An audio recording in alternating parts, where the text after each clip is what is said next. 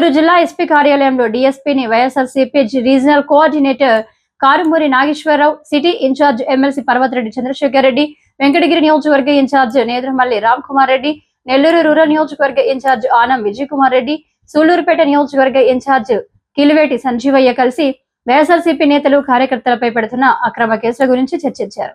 Anantapuram SP కార్యాలయం బయట పాత్రికేయులతో వైఎస్ఆర్సీపీ నేతలు మాట్లాడారు.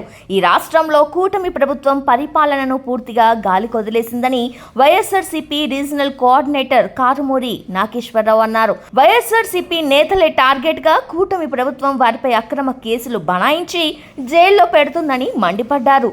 ఈ విషయంపై ఈ రోజు జిల్లా ఎస్పీ కార్యాలయంలో జిల్లా ఎస్పీని కలిసి మెమోరాండం ఇద్దామని వస్తే ఎస్పీ అందుబాటులో లేకపోవడంతో డీఎస్పీకి మెమోరాండం అందజేశామని తెలిపారు.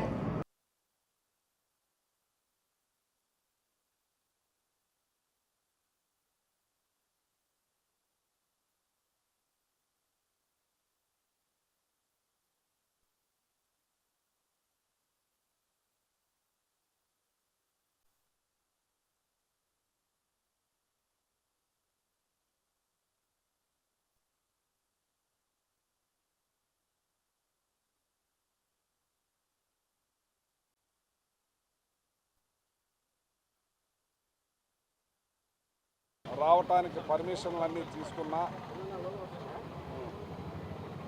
ఎన్నో ఆంక్షలు పెట్టి ఎన్నో రకాలుగా ఇబ్బంది పెట్టి ఎక్కడా లేని విధంగా కందకాలు తవ్వి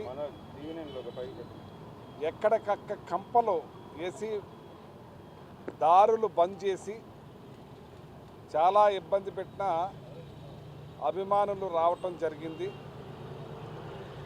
దాని విషయంలో ఆ కార్యక్రమం గోవర్ధన్ రెడ్డి గారిని ములాఖత్ అవటం, తర్వాత ఇక్కడ ప్రసన్న కుమార్ రెడ్డి గారి ఇంటికాడ ఆ డ్యామేజ్ అయిన ఇల్లుని పరామర్శించడానికి ఆ పెద్దావిడి శ్రీనివాసరెడ్డి గారి వైఫ్ని కూడా పలకరించి పరామర్శించి జగన్ గారి రావటం జరిగింది. దాని విషయంలో ఎప్పుడూ లేని విధంగా, ఎక్కడా లేని విధంగా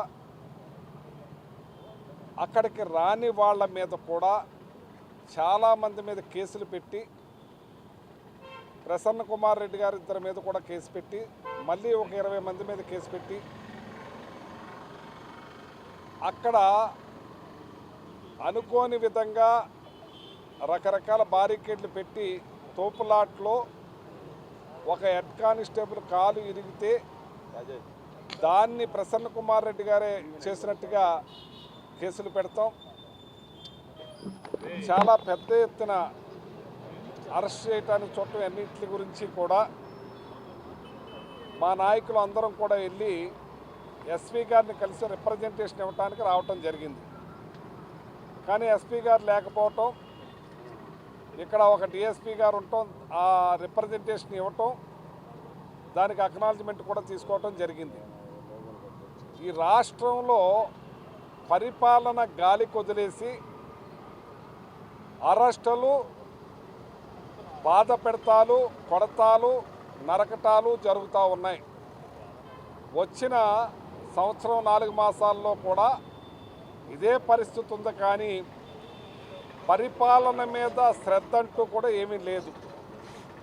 ఇవాళ రాష్ట్ర పరిస్థితి చూస్తుంటే దాచుకో, దోచుకో, పంచుకో.